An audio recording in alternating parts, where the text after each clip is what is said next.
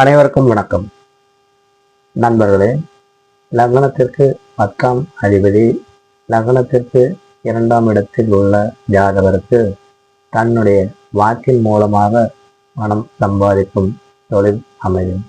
இந்த ஜாதகர் ஜோதிடர், வக்கீல், மேடை பேச்சாளர் போன்ற தொழில் மூலமாக பணம் சம்பாதிக்க முயற்சிகளை மேற்கொள்ளலாம். இவருக்கு தந்தையின் சொத்துக்கள் கிடைக்கும். இவர் குடும்பத்தில் மாமியாருடைய ஆதிக்கம், தலையீடு அதிகமாக இருக்கும். மேலும் மாமியாரால் தன ஆதாயங்கள் கிடைக்கும். ஜாதகரின் 2 வயதில் ஒரு கர்மம் இருக்கும்.